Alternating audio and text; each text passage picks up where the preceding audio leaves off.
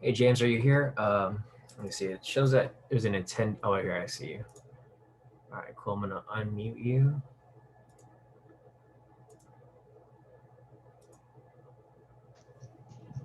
Hey Hey James. Shawn, how's it going? Hey, good. How are you? I'm doing okay. I'm doing good. Thank you for setting this up for me. Oh, definitely, no problem. Now, I've been using this and trying to follow on my PC at home, but I'm away a lot. So I've been trying to use it on my phone. So my biggest questions are um, TradingView on my phone is almost identical to TradingView on the PC. I have the indicator set up on the phone, but sometimes I guess I need to figure out how to set the alerts so I can get an alert when they come up. But my biggest question is how do I know which signal to take when they do come in, because there's so many that comes in, I don't know which one is the best one to take. Yeah, exactly. So if you're trading on your phone, I recommend you probably trade on the higher time frame because it's kind of hard for you to follow if you're on the shorter time frame. So I'm assuming you're looking maybe on the 30-minute or the 1 hour, right? Roughly the 1 hour or the 4 hour. Gotcha. Okay. Yeah. On the 1 hour, there's still a lot of signals that come up, and it's kind of hard to follow because, you have to check your phone every hour. So I think it would be best if you probably apply the pivot strategy on the 4 hour time frame, so that you know exactly when to look at your phone. So I'm not sure where you're located, but for me, I'm in Pacific Daylight Savings Time, so it would be about 6 a.m., 10 a.m., sometimes 3 p.m. if I want to trade after the swap, and then again at 6 p.m. and 10 p.m. So pretty much, if I was trading on my phone, I can just pull up my app right before that candle closes, and if there's an entry, then I can take it. Um, and I think that'd probably be best. Are you able to set your alerts on your computer? Because I think it'd be easier if you set it on your computer. I know you can set it on your phone too. Let me pull up my phone. I'll see if I can figure it out. I just haven't done it myself. Let's see. So, are you on an iPhone? Yes. Okay, perfect. Yeah. So let's see. Um, if you go to, oh, they just updated this app. It used to be different. Let's see. Trying to figure out where my alerts are. List, watch list. Uh, yeah, you know what? I think they might have taken off the the option to set alerts. Let me see if I can figure this out. Because there used to be an alerts tab on the iPhone. I'm not sure if you realized that before, but it looks like they might have taken it off. Yeah, so I think it might be best if you can just set the alerts on your computer. Are you able to do that? Yes, I can. I have not set it up yet, but I have watched you do it on the videos, Oh, and they're pretty straightforward. yeah, exactly. So basically, if you're going to trade on the, I mean, you can trade on the 1 hour. I'm not saying you can't trade on the 1 hour, but depending on how your schedule is, I don't know if you can check the charts every hour or so, but I don't know. So what do you think? Do you think it would work for you looking at your Well, phone like every hour, or do you think the 4 hour would be better? yeah, I'm typically looking at it all day. Okay, perfect. Yeah. So if that's the case, then you can change your setting to the 1 hour chart, and then what you can do here is you can just go to alerts. You can do this for pretty much every pair, or any specific pair that you like to trade. It just really depends on preference. And then you'll just go to condition. You'll go to K2TS right here. You'll change this option right here to K2 signal fire.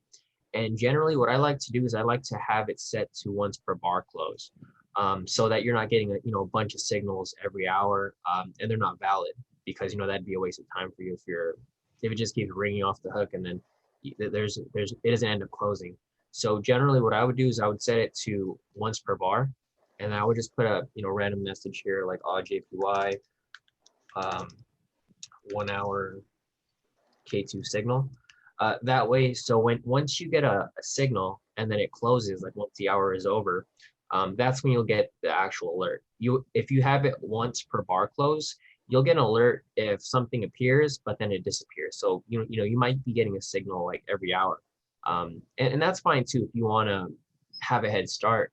But if you're setting that for, 27 pairs, you're going to get a lot of alerts and you're not going to know what to really look for. So I would recommend that you do once per bar close. If you're Okay. doing the 4 hour, then you can do once per sorry, I did the opposite. So once per bar close. If you're doing the 4 hour, you can do once per bar so that you can get a head start, because if the 4 hour candle closes at 6 a.m. and then you get a signal, you'll know to look at your phone probably around 10 p.m. and you'll know exactly what to look out for. But for the 1 hour, I think it'd be best if you just do once per bar close, so that once this actually closes. So if I go back to somewhere over here, because I feel like this next following candle would probably, so it didn't show up there, but sometimes if it's a big red candle like this, in some instances, you'll get a sell signal, but then once it closes, it'll just disappear. So, depending on how much of a head start you want, um, you can set it to either once per bar or once per bar close, but that's going to be all preference, just depending if you get annoyed if there's too many signals or not, or if you don't mind it. If you don't mind it, then once per bar could be fine. But Okay. me personally, I have alerts set for every single pair. So um, I don't want to get like 20 alerts every hour, because in some instances, if one say if the Australian dollar is pushing in one direction really heavily, you're going to get an alert for every Aussie pair that you have set up. So Right.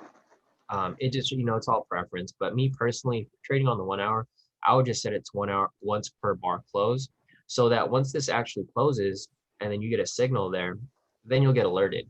So even in this situation right here, if you were to get this alert, say a few minutes late, it wouldn't really matter, because you can see here from the following candle, it kind of pulls back up. It might drop a little bit, but then it eventually pulls back up.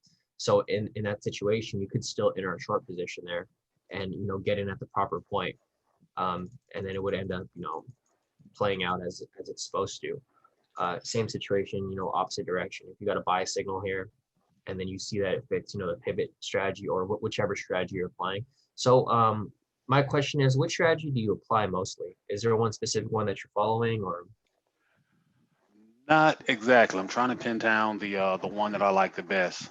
I do like the signal strategy just for taking trades, but the I guess the strategy that I would prefer the most is price action. Gotcha. Okay. So which strategy bet closely resembles price action? So the one that follows it the most would be the K2SR zone strategy. So I'm not sure if you're familiar with that one, but that one kind of resembles price action, because this would be like clear price action right here. So if you were to apply that strategy, basically right here, you'll see that price is breaking market structure. So right here, we have the momentum going up, and then you see that price break structure right here. So once it does that, this would provide for a valid buy entry if you're using the K2 zone strategy. So in this situation here, once price breaks the zone, like it does right here, you can enter a buy position. So this would basically be like a break and retest type strategy, except you're getting in a little bit earlier, because generally for a break and retest strategy for price action, you'd wait for it to break up, then you wait for it to come down, retest the structure, and then you make an entry as it pulls back up. But as you can see right here, I mean, it kind of does it. It comes down, but it doesn't come to test the structure completely. So it's in essence like a break and retest strategy, except we're getting in, right when momentum is shown, instead of waiting for that retest. Okay. But there's different ways to apply it. I mean, you don't have to apply the strategies exactly, how I teach them. If you want to trade price action, you can still trade price action, but you can use the K2 indicators for extra confirmation. So, depending on how you trade price action, I don't know if you trade, if you're trying to call tops and bottoms, or if you're trying to, trade price action based on candlestick patterns. It's just really up to you. But you can use the K2 momentum signals to give you, a better understanding as to the direction of price. I personally don't trade price action because I strictly trade off momentum. But Honest, he uses like all these indicators and everything as well. He trades naked, but then he also uses the indicators for extra confirmation as well. So it just really depends on on how you trade it. So, if you want price action specific strategies, then you can probably ask Honest how does he use the indicators with it, because I know he uses them sometimes. He doesn't use them all the time, but they do go hand in hand, because obviously, if you time momentum with price action strategies, you'll know exactly where to trade, and then you'll know exactly where not to trade. So it just Okay. really depends on how skilled you are using price action versus if you want something that's more structured. Because with the K2 strategies, they're pretty structured. We have very strict requirements to enter a trade. The thing with price action, it's very subjective. Like, this might be a break and retest for some people because it breaks it, then it retests, but it doesn't come all the way down. But for some people, this might not be considered a retest because it doesn't come down to the full structure. So it just really depends on how you interpret it. Okay, I see what you're saying. Yeah. Now, if you don't mind, can you walk over the pivot strategy with me, please? Yeah, definitely. So do you want to see it on the 1 hour or the 4 hour? I can show you both. Okay. Okay, so we'll start with the 1 hour first. So I'll just rewind here.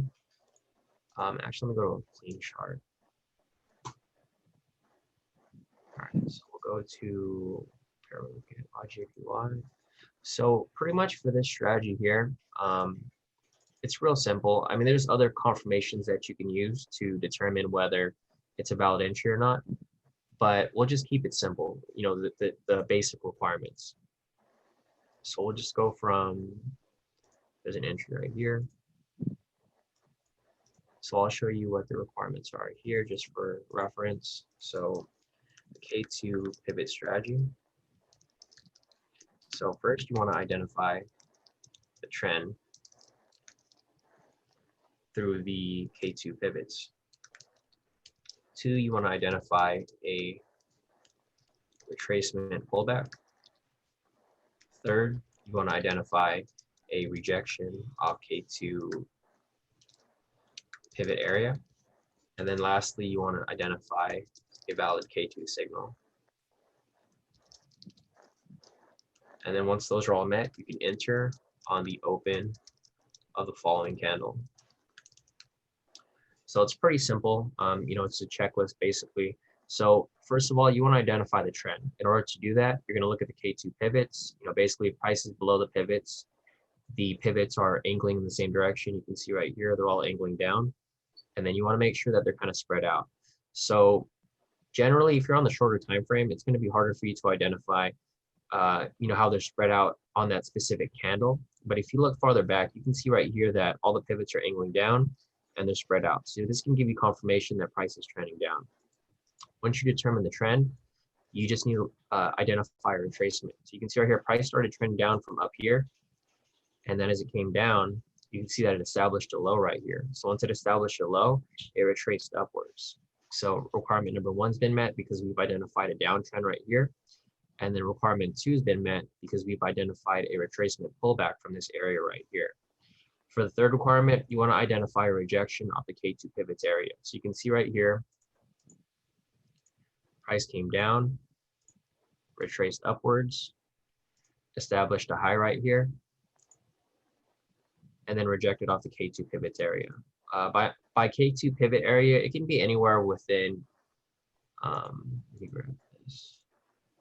It can be anywhere within the area. It doesn't have to be specifically off a pivot. It just needs to be, within the vicinity of the pivots. Like, you can't be like way up here, but if it's like within this area, that's perfectly fine. Because if it's way up here, then price might be reversing. You don't want to take a trade in the other direction if price is way up here. But if it's within this area right here, it's perfectly fine, because sometimes price will retrace up, or price will just spike up for a stop loss hunt, and then it'll come back down and correct to the overall trend.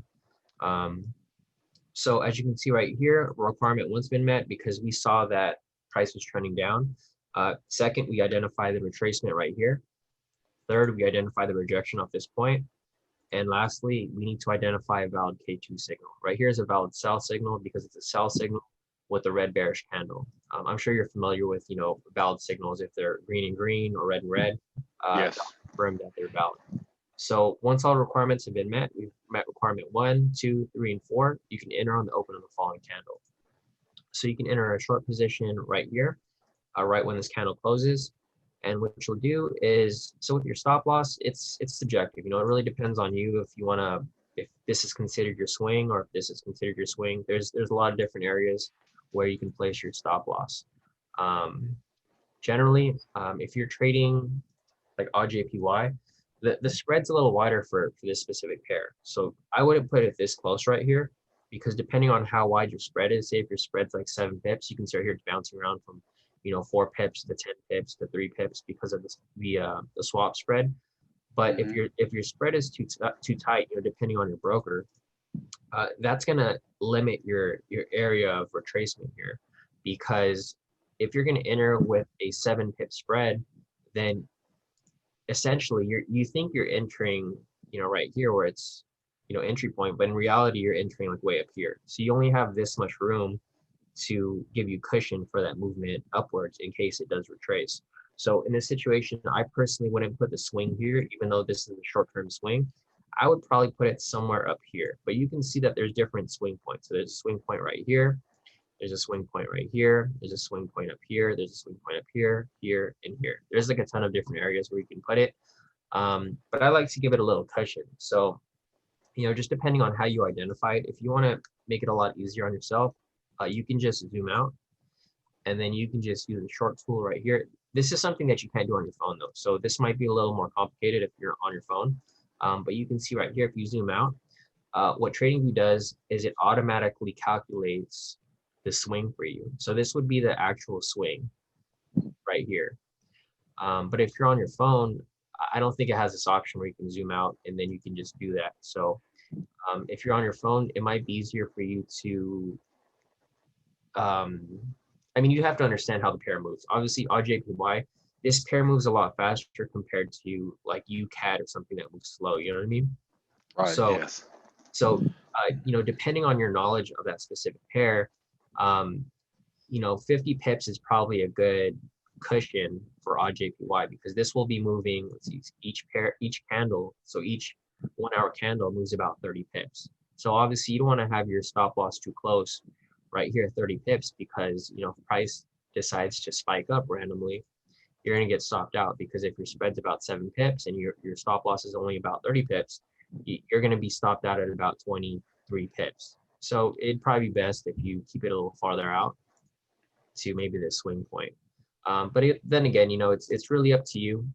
It depends on your risk tolerance. If this is too much for you, then you can put it closer. But the main goal of trading is to not lose. So if you have to put your stop loss a little farther back just to close the gap, then that's fine, because like we mentioned, as price moves down, you're not going to leave your stop loss up here. You're going to move it in profit, or you're going to trail it somehow. Right.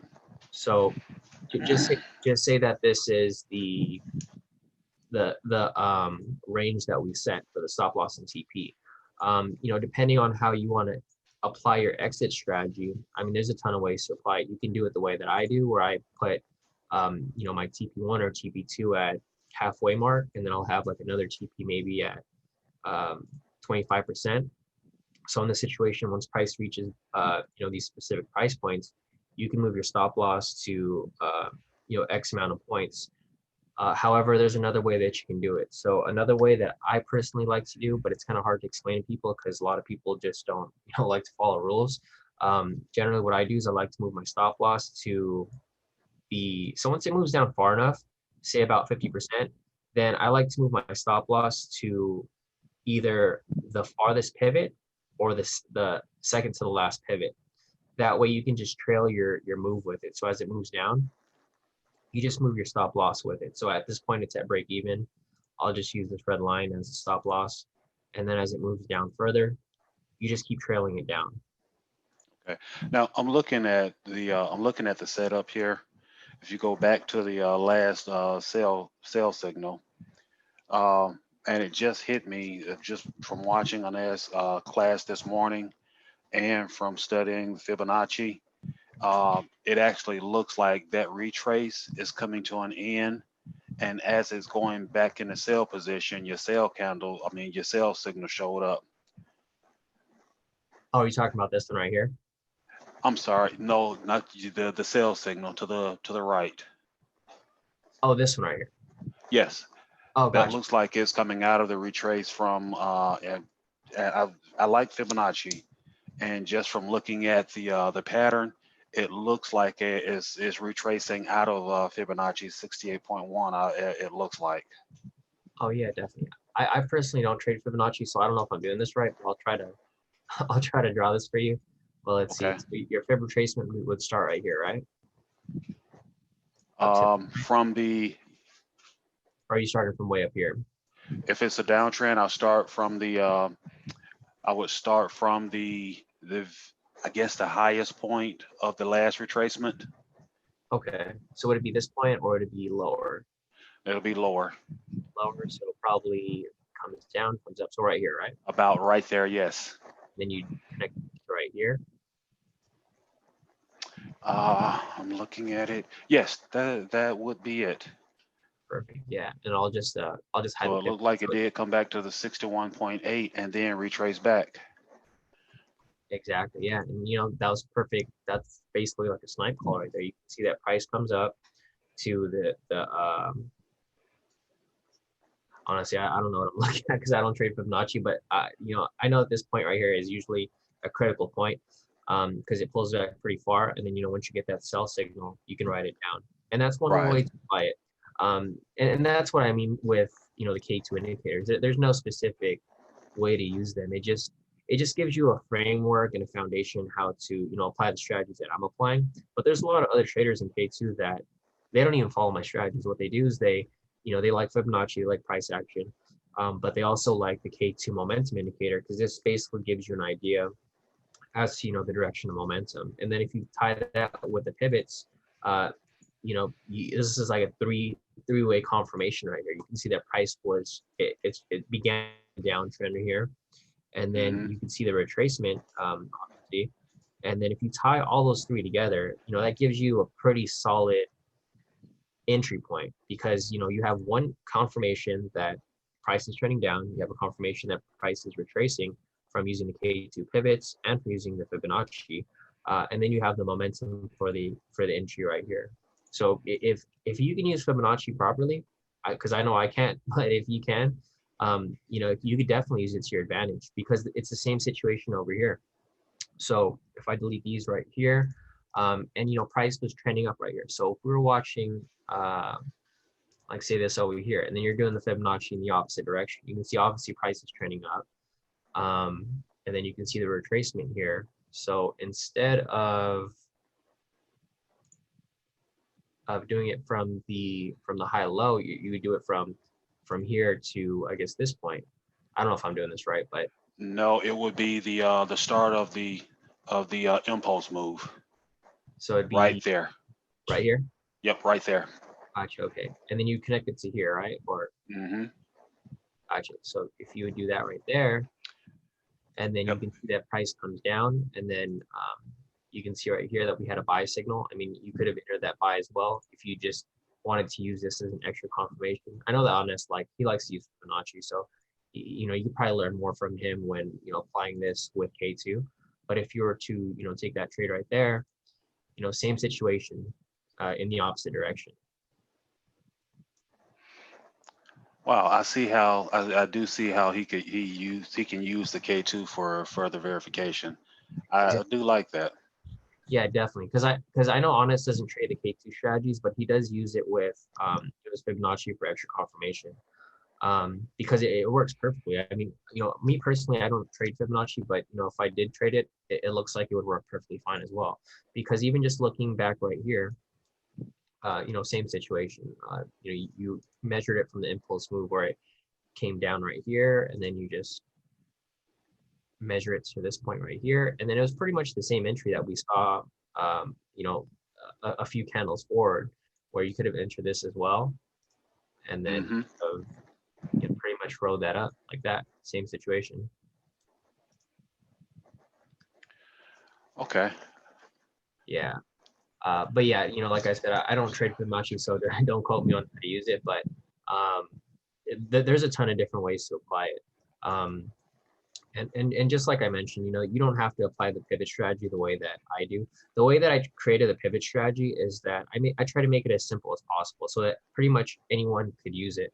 But once you become more and more advanced, there's a lot of different variations that you can use it for. Like you don't have to use it for this strategy specifically. Like you can just use the pivots just to identify the trend on that specific time frame. And that's what a lot Oh, of I people think do. the pivots and the Fibonacci is going to be solid. Oh yeah, no, definitely. See that's where you get your brain flowing. Like, once you have the foundation, you understand how the indicators work. You can tie, one and one together, and you can create your own strategy. There's no, possibilities are endless at that point because Okay. you can see here that price, once it's trending on the pivots, it's trending for a while, and you can always, you can use it for a lot of different ways. Um, But yeah, I mean, if you like Fibonacci, it'd be a great way for you to apply it. Or you can probably talk to Anis more in detail because I know he does use it this way that we just, discussed. And he tried showing me, but once you learn how to trade one specific way, it's kind of hard for you to, veer off in another direction to learn some other way. Right. Yeah. Now, another question I have for you. At the opening of the market, what's the best signal to take? Once the market opens, do you take the first sell signal if the trend is in a sell, or do you take it's best to wait until the first buy signal if the trend is in a buy? Or Uh, does it matter which signal you take when the market opens? it just really depends. If you're using it for Forex, it's a little different because the difference with Forex is that the market doesn't really close. So the thing is, a trade from over here, which is from Asia session, could be continuing over here for New York session. The difference with, the type of strategy that you're talking about, that works a lot better for say US 30 or for the stock market, because the thing with that is, let me just pull up like US 30 or something, or let's see. So the thing with US 30, and I'm using this in reference to the stock market in general. Generally, what happens with the stock market is that once the market opens, it usually, so the stock market opened right here, and then, or no, it opened right here actually. Let me just mark it.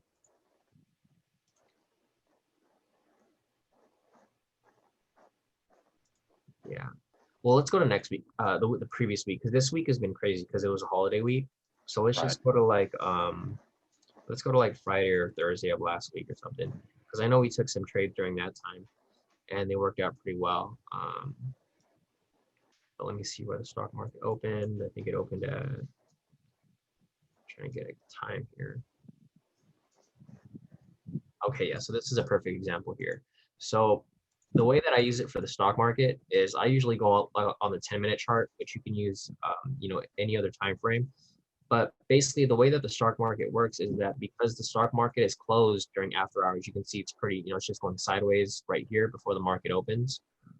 It literally just goes sideways for a pretty long time, and then right here is where the stock market opens at 6:30 a.m. my time. So basically, when it opens, there's usually an influx or a flood of orders that floods the market because all of the after-hour orders are put into the market. So generally, when that happens, it pushes the market in a certain direction, and then it corrects right after. So that's why for the K2 US 30 strategy, with our daily entries, we usually wait for the market to open, and then we take the first signal following that, which would be this one right here. And then, obviously, you can see here, it went straight to TP. This strategy, I haven't tested it on Forex. It might work, but the thing with Forex and with stocks in general is that they're totally different. The thing with stocks is that they're very directional, and they move directional for that specific time period. So say this is 6:30 when the market opens. This is 2 p.m. when the market closes. You can see that it generally moves in one direction for that specific market open.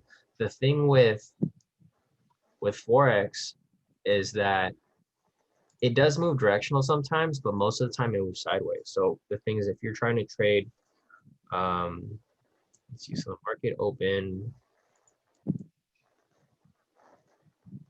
Aussie market opens at about right here, 14, up to market closes like right here. So as you can see right here for AUDJPY, it doesn't really move directionally. It moves sideways. So Right.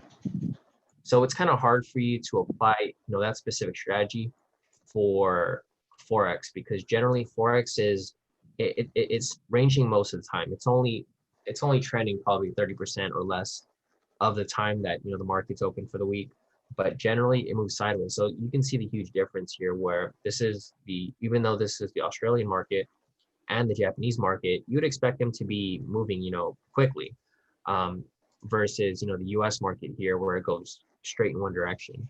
So me personally, I wouldn't use that strategy. I mean, you could use it if you're able to back test it and you figure out some sort of pattern. That's pretty much how I figured out the US 30 strategy.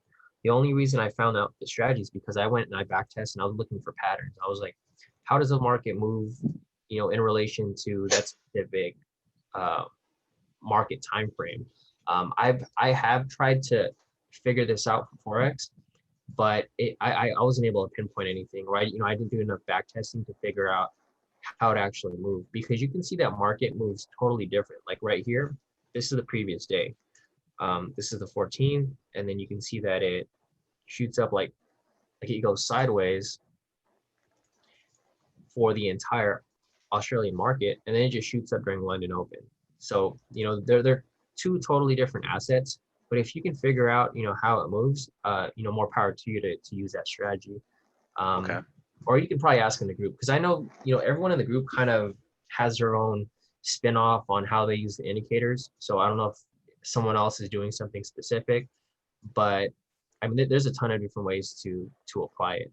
And the problem with using strategy on, say, the 1 hour or 4 hour, is that you can go an entire session without any signal. So it's kind of harder for you to do that on the higher time frame, unless you want to scalp it. But even if you scalp it, it doesn't look like it really moves very much. So we could see this right here, and we go probably on a 10-minute. And just looking at it from there, I guess you can probably see, if you're using a strategy here, you could probably take the sell here and then scalp it down. But it ends up going sideways. So it's kind of hard for you to, ride that wave long term. It's kind of just, you wait for that little burst of movement and then you take the trade. Or it could go sideways like it is right here. So it just, it's really a toss up depending on how the market is moving that day. Also because there's news almost every day. So when there's news, the market's going to get affected regardless. But when there's a day like this where there's no news, it could literally go sideways, the entire time. But that's probably something that you have to play around with. Myself, I'm always looking for new strategies as well. So if I do figure out something, I'll share it with you guys. But at this specific time, I don't have anything in mind that I can probably give you to work off of. But if you do want, if you want to practice that strategy, you're more than welcome to figure it out. It's just going to take practice. And if there's a specific pair that you like to trade, that's even better. Like for me, I'm good with US 30. Like I don't go and mess around with, the S&P, the NASDAQ, none of that. I know what I like to do, and I know like what I'm good at. So I just stick with US 30. Well, that's what I was going to ask. Have you tried that on S&P yet? Me personally, I haven't, but I know we've looked at it. So if we go back to S&P, it does work the same way, because S&P moves very similar to US 30. So if we were to apply this strategy, say this day would have passed. So let's just go to, let me see if I can figure out an entry over here.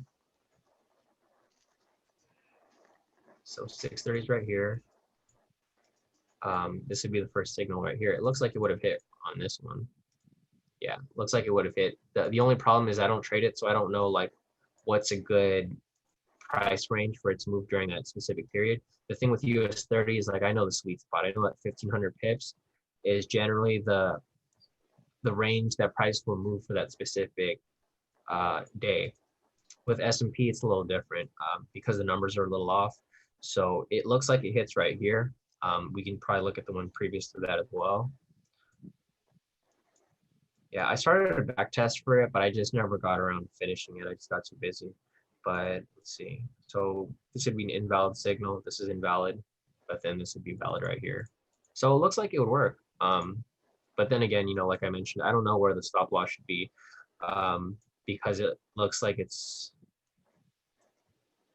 actually might be around the 20 set. I don't know if this would be 275 pips or if this would be if you'd add a 0 to that to make it 2000, because I know that the US 30 is measured by micro pips, and I don't know if S&P is measured by standard pips, but it looks like it works. Okay. So I mean, maybe if you want to back test it yourself and see how that plays out, that could be beneficial to you, because then you can use that yourself. But me personally, I just stick to US 30. I don't like to do too many things, because I'd rather just master one and make profit off that, rather than Right. bounce from strategy to strategy and different assets, and then I'll just end up over trading and then end up losing money. But it looks like, yeah, I mean, it looks like 275 is probably the sweet spot for S&P. So it looks like if we were to follow this here, it looks like it would have ended up hitting like the next day. Maybe that's something to keep in mind if you go and back test it, because it looks like 275 hit here, 275 or 272 hit here. So that might be the sweet spot of movement. But it would just have to, you'd have to really like to trade that pair so that you can focus on back testing it to see how it works. But it looks like that's actually really good. So I'm going to keep that in mind as well. So looking at the previous day right here, same situation, 275. Yeah, so that looks like the sweet spot right there. So if you want to keep that in mind, it looks good. Looks like there's one win there, one win there, one win there, and another win there. So 4 back-to-back wins for S&P. So that might be a good starting place for you if you want to trade that. And the only reason I mentioned S&P is I could probably do S&P until I could work my way up to US 30. Oh yeah, no, definitely. That's what a lot of people are doing as well. They usually use S&P, and then once they have enough capital, they'll move up to US 30. But it works the same, same difference, since they're very similar with the specific index fund that they follow. They're both US stocks, and they're both following the same direction. So I think S&P and US 30 would probably match up a lot better than the NASDAQ, because NASDAQ are all tech stocks, so they're a little different. Okay. That brings me to my last question. Are there any specific pairs that works best with K²? I wouldn't say anything specific, but I do have my watch list here. Have you downloaded it? It's on the website. Your watch list? No, I haven't downloaded your watch list. Yeah, I wasn't aware there was one. I think I'll go back and look. Oh yeah, let me see if I can pull it up here. See if I can pull up the course.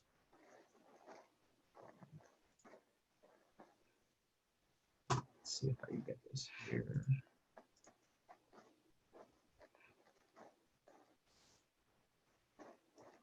All right, cool. Yeah. So if you're on the website, you just go to the Getting Started module, and then you go to K² watch list right here.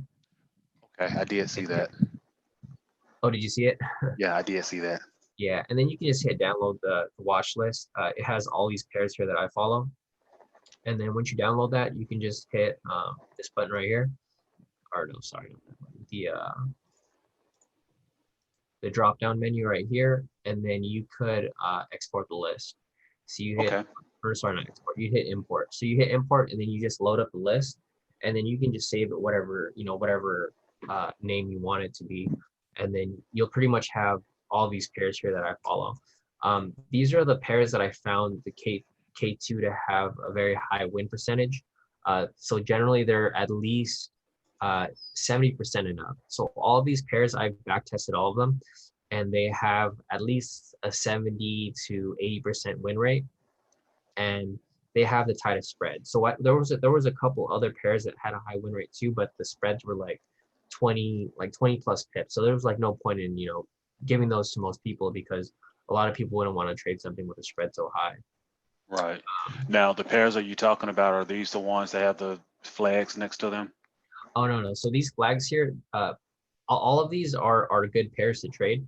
I just have these flags because I'm looking out for entries with these specific pairs. So generally what I do is you can see it's coming close to 3 o'clock. So once it gets close to 3, I'll just pull up every single pair and then I'll run through all of them and I'll see if there's any possible entries. So I'll just click through them. I'll see if there's any entries. If there's no entry, then I don't take it. But as you can see right here, there's this odd CHF entry, but I missed it because it happened at 2 a.m. when I was asleep. But when I put an orange flag, that just means that I'm watching out for it. And then if it has a green flag, that means that we have an active buy position for that specific trade. And then if it has a red flag, that just means that we have an active sell position. So it's just a highlighter for me to keep track of, what's active right now and what to look out for the next 4-hour candle close. Okay. Now, when I set alerts on these, do I have to have a window for each pair open to get that alert? Or once you put the alert in, you could close that window and wait for the alert? Yeah, exactly. You can do that. So once you set the alert, like you'll have to have the actual pair open when you set the alert. So if you want odd CAD, you just have that pair open with that specific time frame, the 4-hour or 1 hour, depending on what you want to set it for. And then once you set the alert for that specific time frame and then for that specific pair, you can close it. And then whenever that alert comes up, you'll get an alert. And then Okay. that's it. But you'll have to do it for every single pair. So every pair has to have its own specific alert. But once you do it once, that's pretty much it. You don't have to go and do anything else after that. Okay. All right. I think I have a plan in mind. I'm going to probably back test it today and sometime tomorrow. Definitely, yeah. The more you back test and the more data you have, the better. Because then you'll have more confidence when you take the trades. Like for me, when I first created the K2 strategies, I literally was back testing every single pair years back. Like 4 to 8 years back, I went through every single pair, and then I got the win percentage for each specific pair, and I made sure that they work. So that in that case, when I get an entry, I can take that trade and not worry, if it's gonna go in the opposite direction or not. Because I know eventually, wins come and go, but eventually long term, at the end of the week, end of the month, maybe even at the end of the year, I'll always end up in profit regardless, because the win percentage is always going to be above a certain point. So just depending on how far you backtest, I would backtest at least a year, a couple years back, just so that you can understand that that specific strategy works good for that specific pair long term. Because obviously each year is different. Like this year is completely different. Like if you were to backtest from now until March, that wouldn't be a good sample because we're during COVID. But Right. if you were to backtest from now until say 2016, you'll see that there'll be some like gray areas where the market's just moving weird, but you'll see that overall it always ends up in profit. So as long as it's above a 60% win rate, then you're perfectly fine. You just take every single trade that you see, because you'll know and you'll have that confidence that if you take a loss, it's just because the market's not moving properly. But eventually it'll bounce back, and then you'll have like those hot streaks here and there. Okay. All right. I guess that answers all my questions. Perfect. Yeah, if you have any other questions, feel free to let me know. I'm always available for this. If any type of strategy call you need, if whether it's setting alerts or going over strategies or anything else, I'm always available. All right. Great. Thank you, Shawn. Perfect. No problem. I appreciate your help. All right, great. So I'll talk to you later. All right. Have a good one. All right, thanks. You too. Bye-bye.